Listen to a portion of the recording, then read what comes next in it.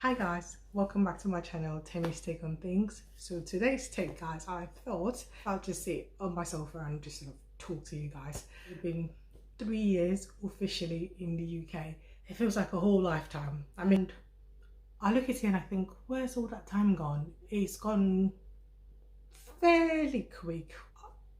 I'm out of words, guys. I don't even know what to say, and that's not a good thing. Seeing as I've sat here to share stories, I take a minute, take a deep breath. Okay, I'm back, guys. So today I thought I'd share my 3-year life in the UK so far. If this is something you're interested in, stick with me.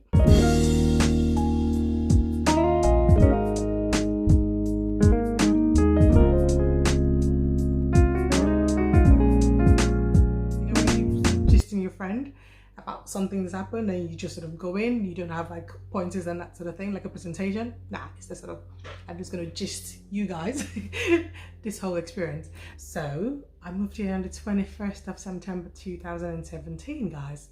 3 years is literally gone. I got married, so hence the move. I think I got into that point in my life where I wanted something different. You know, I was in that place where I was craving a change.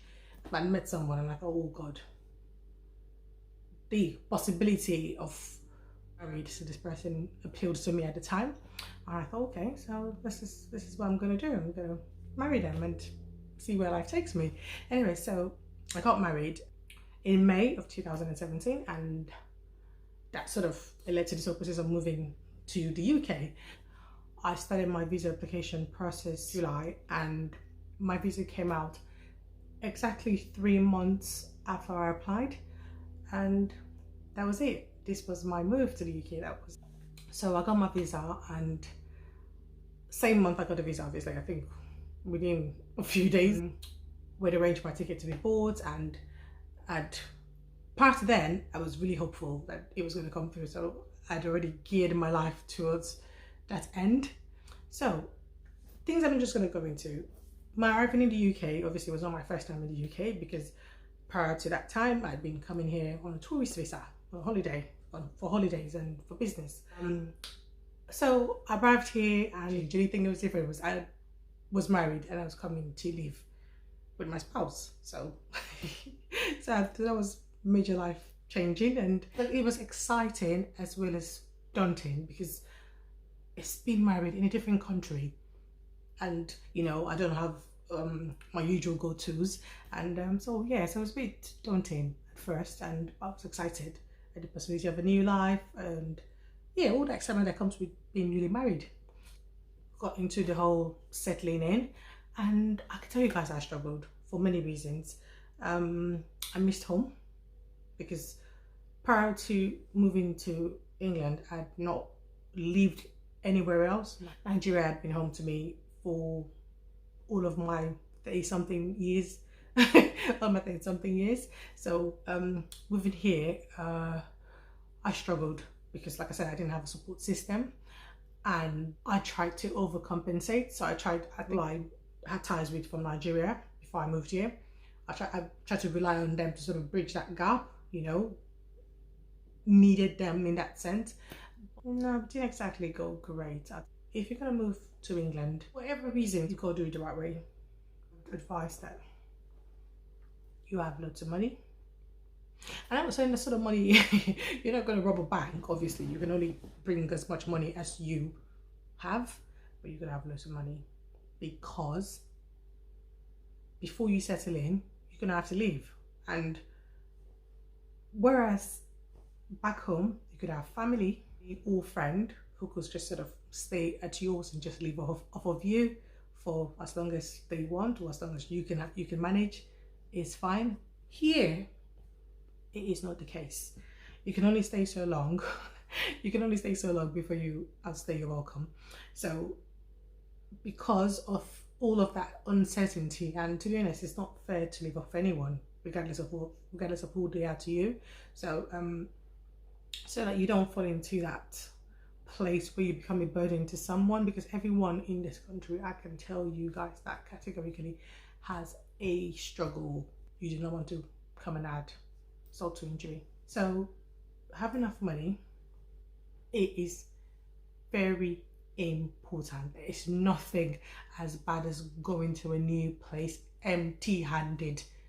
There's no messiah here. No one is going to save you. You go through the application process the right way. Like, do not turn up on like a tourist visa or that sort of thing and get stuck here. It just magnifies your problems, which means that you can get booted out anytime.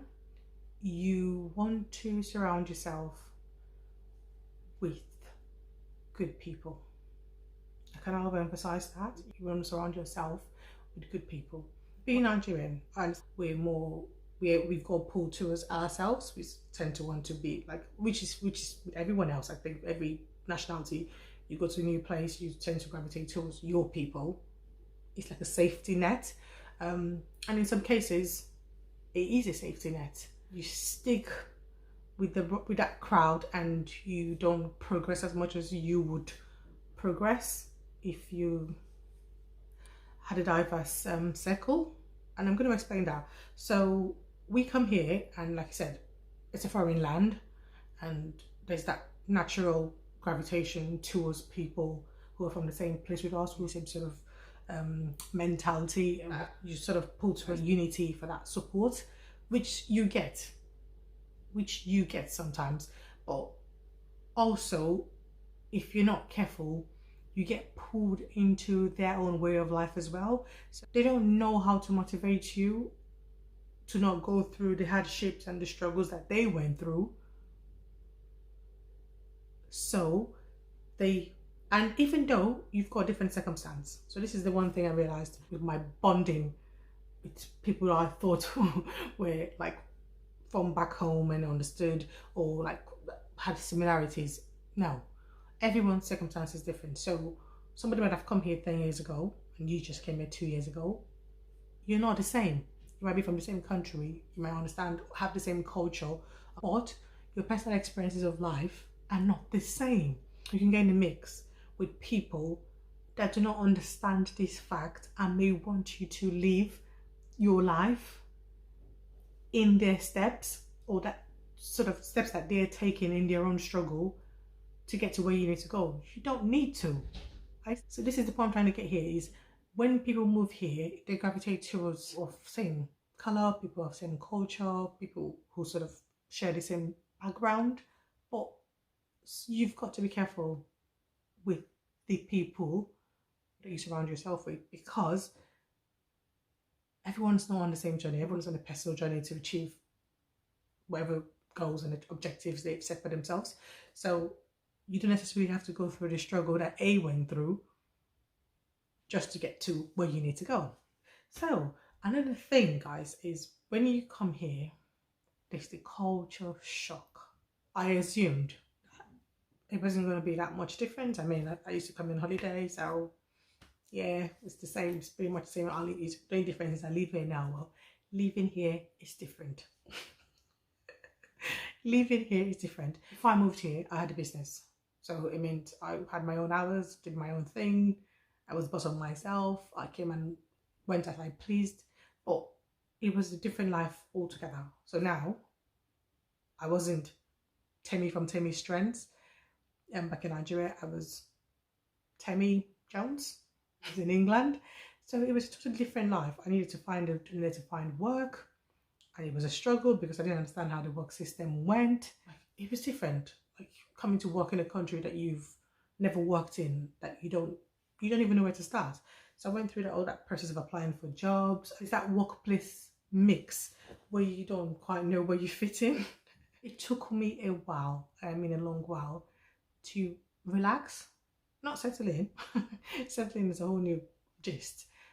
I'm still settling in. I'm like 3 years into it, so the settling in don't come to you straight away. And if you've lived here shorter than me, or if you feel like you've settled in, please, by all means, chat me up, tell me what you're doing. Yeah, so there was that struggle, the cultural shock. People do things a lot differently here, and not to take away from the fact that moving to England was one of the best things I did.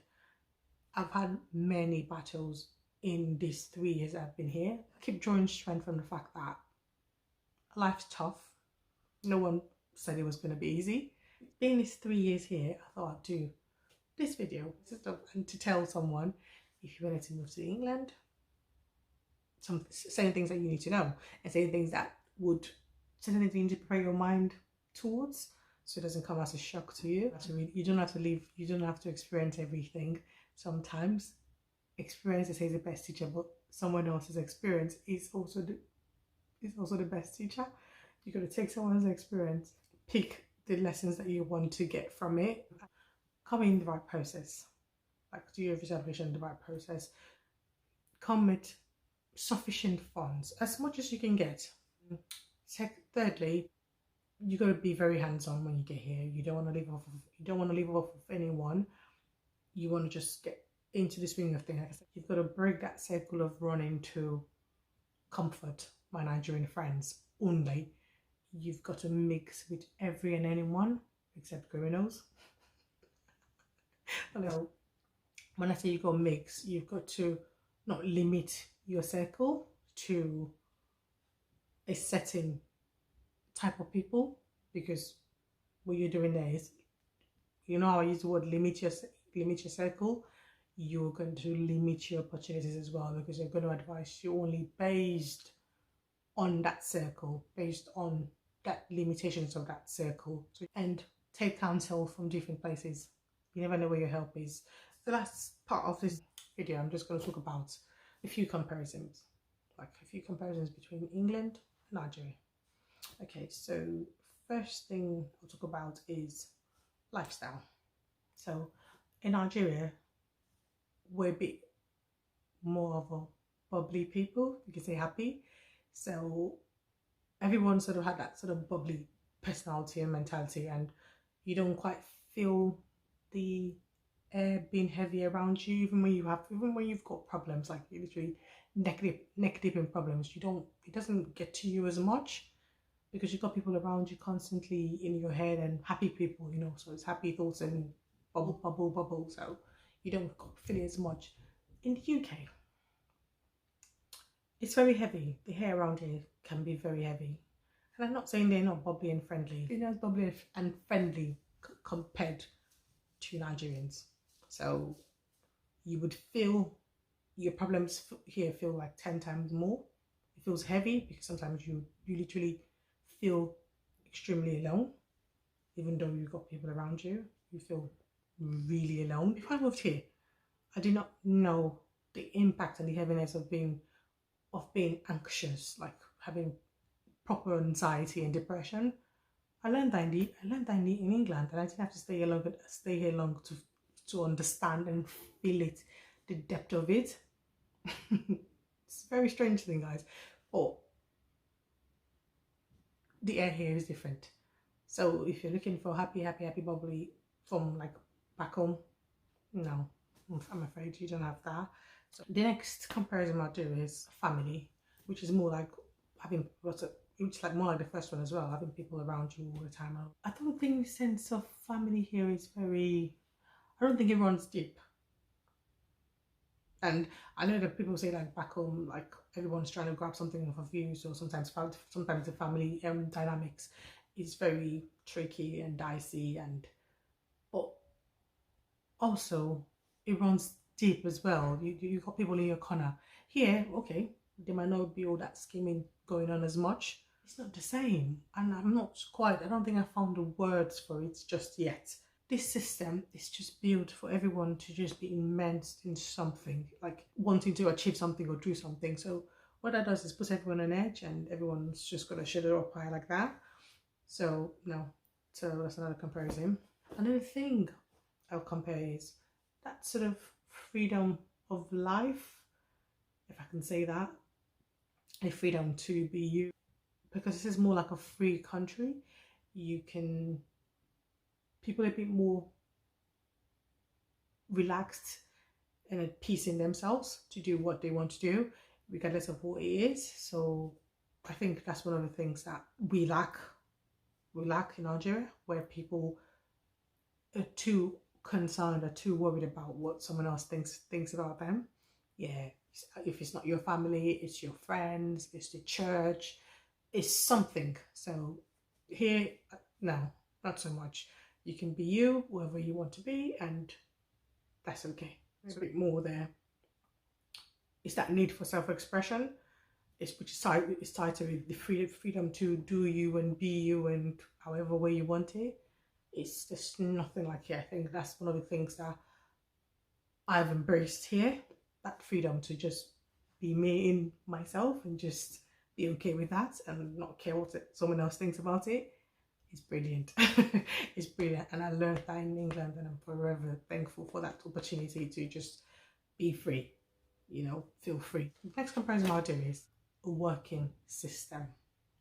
So coming from Nigeria, as we all know, many things don't work.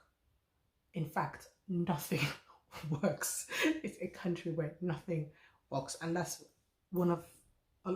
that's everyone's frustration back home. I think one of the reasons why there are lots of immigrants around the world from Nigerians all over the place is we try to escape that system, where we're sort of fed up of things not working. Because if things worked the way they worked in some of these countries that we migrate to, I'm sure we'll probably stay back in ours, to be honest, because if we compare the odds, we'll stay back in ours.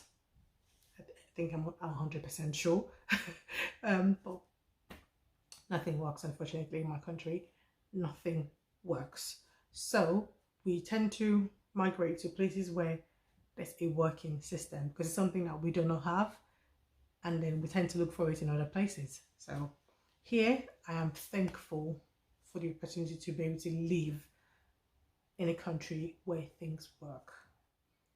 You need a service, there's channels to go through, you go through the channels, you get the service done.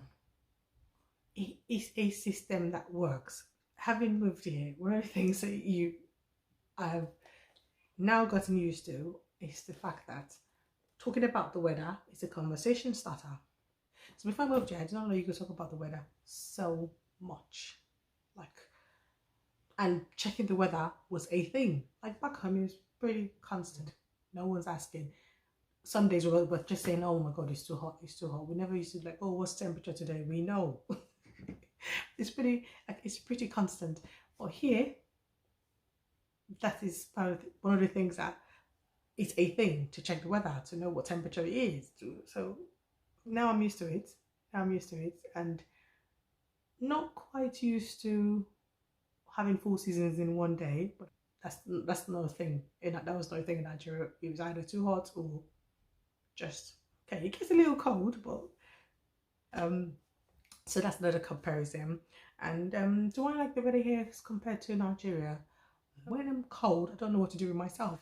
In the winter, I do wish I was in Nigeria, but yeah, that's that. Anything I've said in this video is my take. It's not in any direct representation of anyone. It is just my experiences. If you haven't actually subscribed to my channel yet, I think it's a good time to subscribe. What do you reckon? Yeah. Please subscribe to my channel, guys. And if you enjoyed this little story time, and I will see you in my next video as usual. I love you for watching.